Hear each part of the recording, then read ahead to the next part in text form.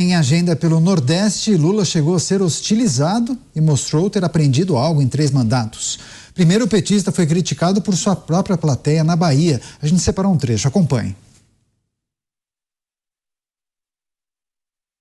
Isso, a gente está separando esse momento e você vai acompanhar aqui em Os Pingos nos Is. Não sabem aqui, não, a gente uma equipe enorme. Claro. Não, são vários vídeos transparente aqui. São vários vídeos que estão separados no computador e agora a gente conseguiu localizar esse arquivo e você vai acompanhar agora.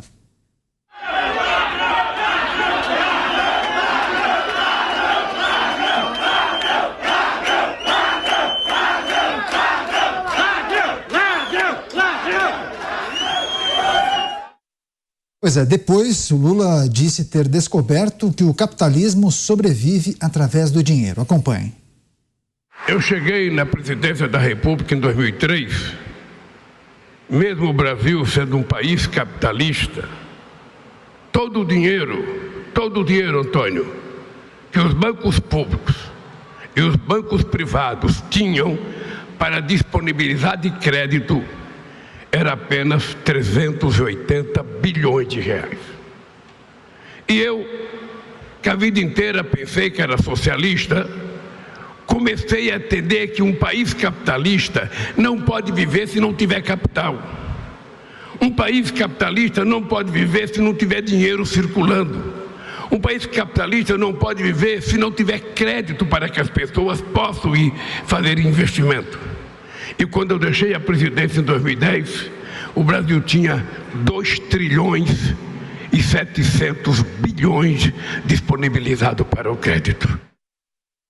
Aí fala de Lula, país capitalista não consegue sobreviver sem dinheiro. Agora, Thiago Pavinato, Lula historicamente sempre alcançou votações muito expressivas na Bahia. Surpreende ele receber esse tipo de tratamento neste estado? Recebeu muitas vaias. Não surpreende, sabe por quê? Por qual razão? Porque foi nessa região, a única região em que Lula não ganhou para presidente.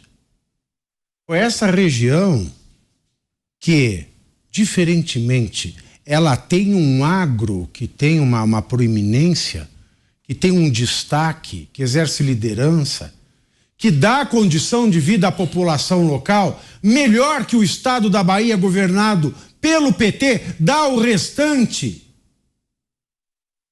É nesse estado que ele não ganha. É nessa região da Bahia que ele não ganha.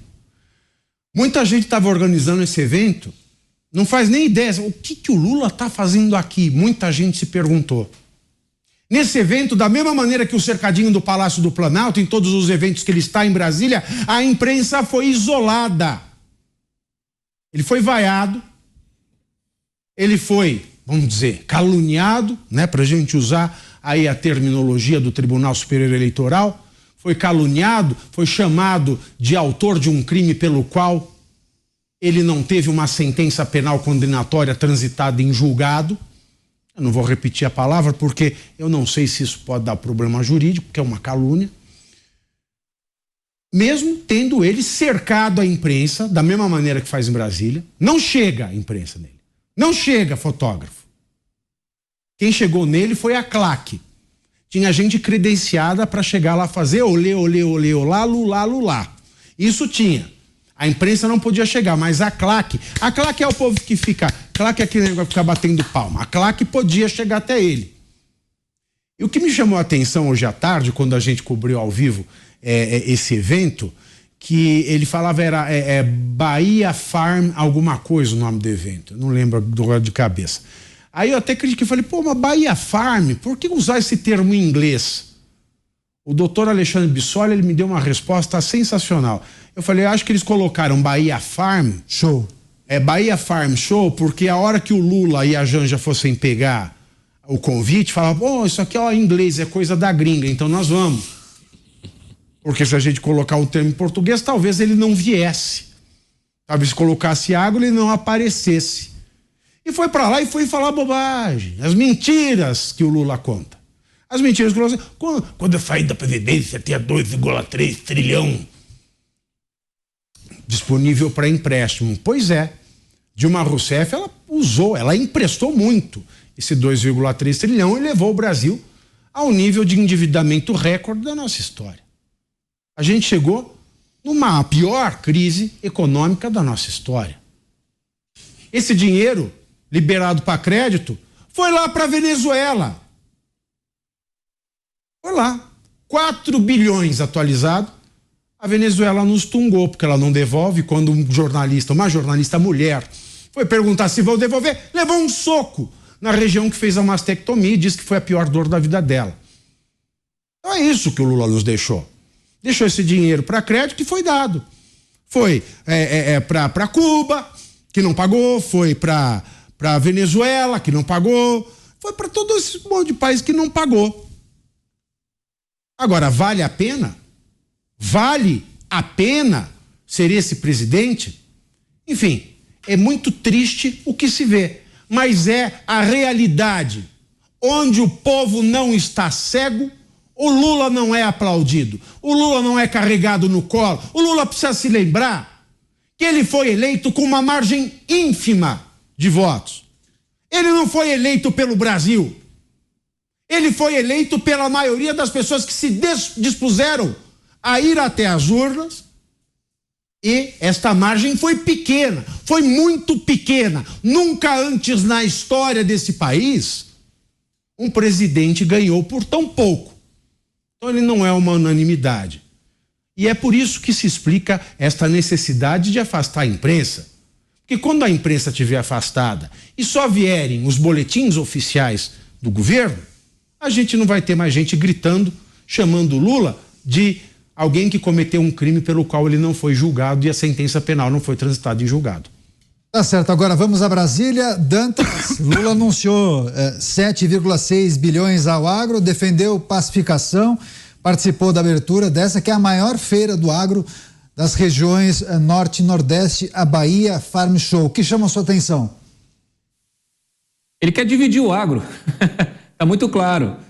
O Lula, com essa história aí de financiar o agro no Nordeste, ele está dizendo o seguinte, ó, vocês do Sul, do Centro-Oeste aí, se virem.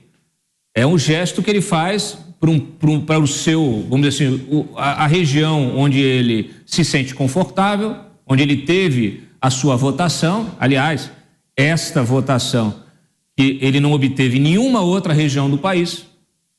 Então, o que ele está fazendo não é unificar o agro, se aproximar do agro, é tentar dividir o agro. Aquela velha máxima, né, de dividir para governar. Infelizmente, é esse tipo de gestão que nós temos.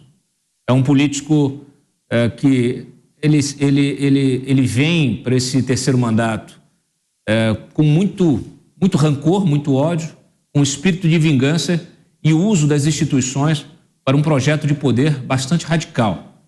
É curioso, né? Ele fala aí que nunca foi socialista, ou que se achou que fosse socialista, depois descobriu que não era socialista. O Lula, ele é um oportunista. De fato, nunca foi socialista, ele é um oportunista. Nas gestões anteriores, ele fez aí um capitalismo de compadrio, que é aquele capitalismo que serve apenas aos seus fiéis, aos seus amigos, ao clube VIP, não é verdade? Então nós tivemos aí meia dúzia de banqueiros que tiveram recordes expressivos, históricos nas gestões do PT, nas gestões do Lula especialmente, e nós tivemos empreiteiros que se transformaram simplesmente em magnatas, em empresários, donos de grupos econômicos com atuação em diferentes áreas estratégicas, desde a área de defesa até a área de transporte, mobilidade, infraestrutura, energia. É o que essas empreiteiras que foram investigadas pela Lava Jato se transformaram. Grupos que cresceram com apoio do dinheiro público via BNDES e diversas outras ferramentas de subsídios e outros instrumentos aí que o governo usou e abusou para fazer essa gente crescer.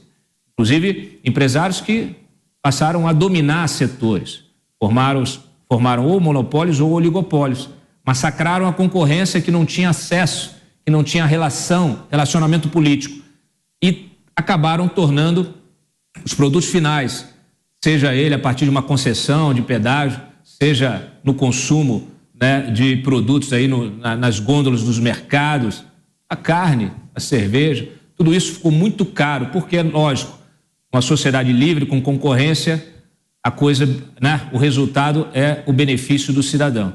Quando não há concorrência, é o preço que eles acham que devem cobrar.